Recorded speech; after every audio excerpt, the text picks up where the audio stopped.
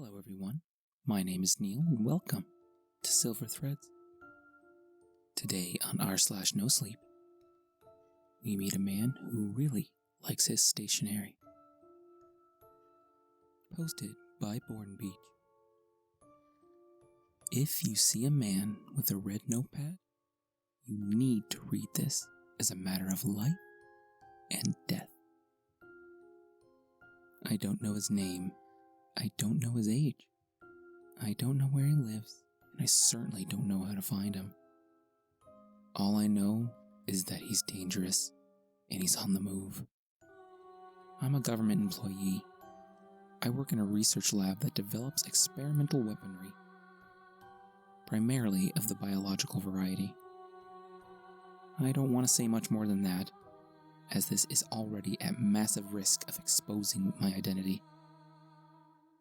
But I will say that I'm not exactly an intern. I've seen things. I've studied things. I've created things. I created him. Or better put, I recreated him. Confused? I don't blame you. If you're reading this, then you're well aware of the concept of legends and mythology. Things that feed on our collective imaginations to grow more powerful. That live on our tongues as we utter their names and speak their stories, growing and evolving until they become a force of their own. Unstoppable, unforgettable. The man with the red notepad is one of them. I'm not positive, but I think his legend began in an email chain from the late 90s. You know the type. Forward this to 20 people in the next hour or so, or some asshole is going to hack you to pieces with an axe. Except his went a little differently. In his, he would find his victims and draw them. Sometimes he would draw them drowning to death. Other times he would draw them wasting away in a hospital bed. And other times he would draw them being cut open and pulled apart.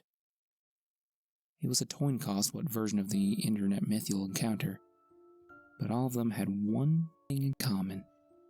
He would draw you, and you would die. The thing about the man, though, was that his sketches were thorough. And it wasn't enough to simply make a stick figure labeled Sally and have that stick figure being impaled by a flagpole. No, in his sketches, Sally was a detailed work of art, with immaculate shading and perfect lines. His sketches would take hours. Sometimes they would take days. It was only after he was finished his sketches and signed them with his messy initials that the death sentence would trigger. When I received the assignment, I laughed. Give life to a legend? I remember saying to my boss, "You know April Fool's was 6 months ago, right?" She wasn't laughing, though. I remember the way she took a deep breath, straightened her blouse, and sat down in the chair across from me. I remember the steeple of her fingers, the nervous twitch at the corner of her mouth, and the smell of cheap coffee gently steaming on the table between us. "Fear," she said carefully, "is a weapon more powerful than bullets and bombs. We need that right now." That was 6 years ago. I've grown since then, mentally and physically. So has the man. He started life in a test tube, shapeless and helpless. Before long, though, he was walking. And after not much longer than that, he was killing. At first it was prisoners, people we'd pull from the black sites. We'd sit both of them down in a lab we called the Red Room, the prisoner chained, and the man behind a plexiglass divider. He'd draw them and they would die. Sometimes they'd catch on fire. Other times they'd break out in hives, scratch their own skin bloody and flay themselves alive. Always, though, they would die. Needless to say, we didn't permit him his notepad when the experiments weren't running.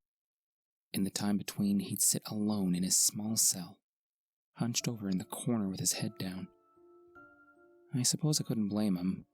With only a thin mattress, a bowl to shit and piss in, and 2 meals a day, there wasn't much else for him to do. We kept 2 cameras pointed at him at the front of the room just in case, monitoring the man at all times. We even made sure to cycle the guards on the off chance he managed to coax one into becoming sympathetic.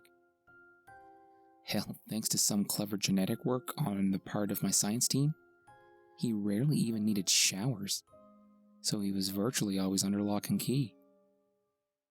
We took steps, is what I'm saying. We covered our bases. Despite it all, though, he escaped.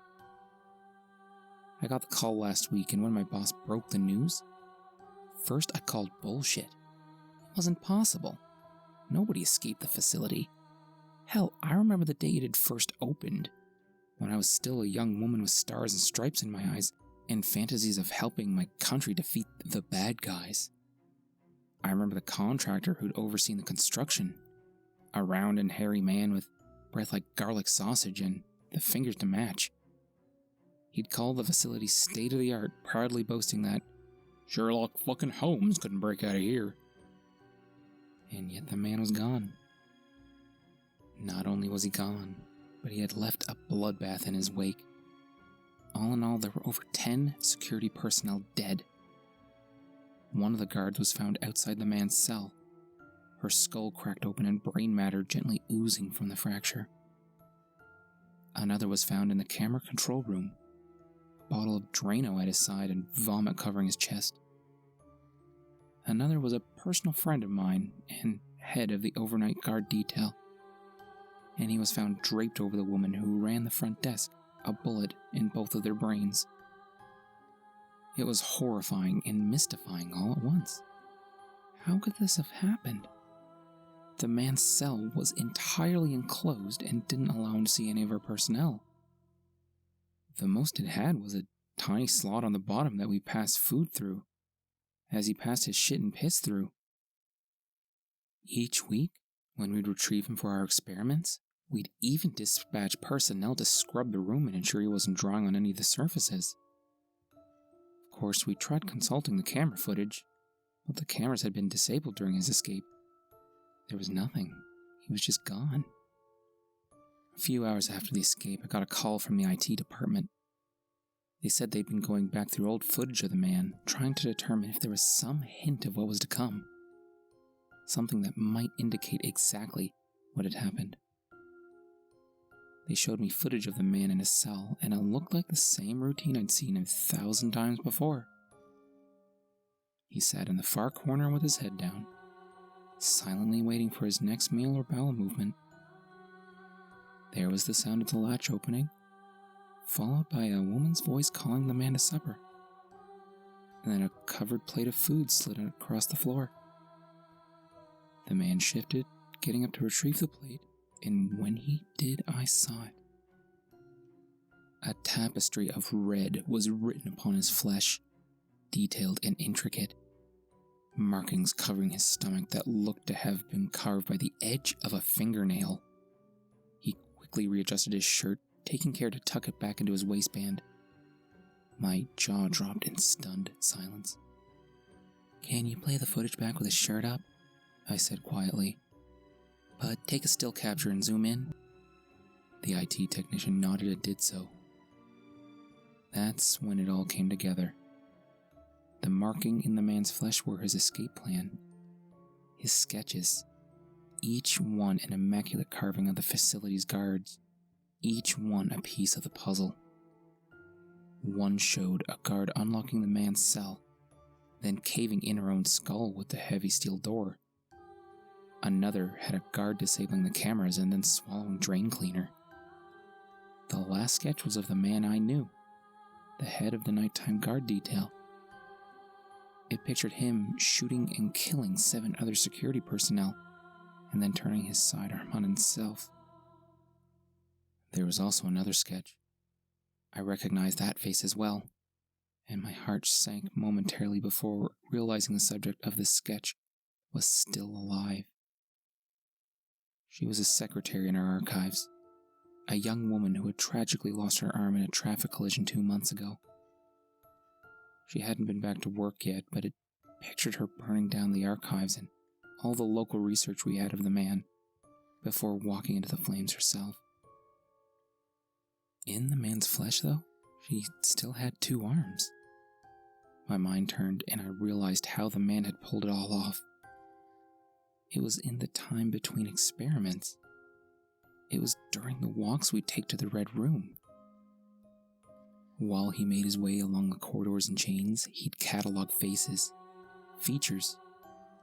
He'd store them away in his memory, taking care to notice small details of their schedules. He'd grown up here after all, spent years in the facility. He had plenty of time to grow familiar. At first, my boss refused to believe it. She argued that he'd never indicated any such capability in the email chains we'd pulled his legend from. That he'd always needed his Red Notepad, and once he had it, he needed his subjects present to sketch them.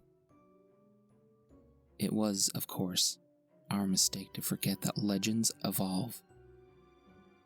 Now that mistake has cost people their lives. I see it in the news reports. They're easy to miss if you don't know what you're looking for, but I know that the man is on the move and he's killing again.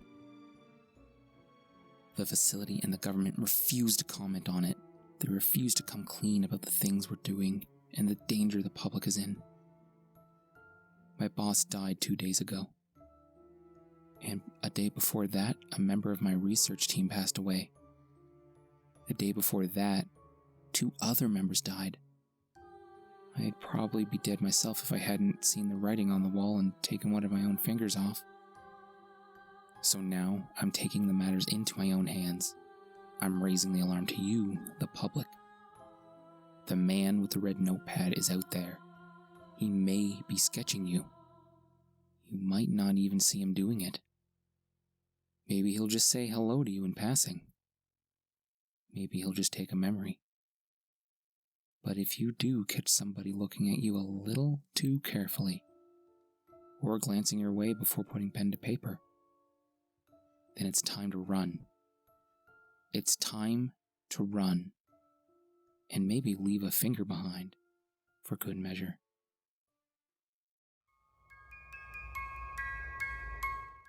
If you like the episode, please like, comment, and subscribe. Because if you don't, I might get someone to draw a picture for you. If you prefer the podcast format, I upload every episode to the silverThreads podcast, available on most popular platforms. Our author, Born Beach, also has a subreddit called r/Tales from the Cryptid. If you want more of their work, go there and check it out.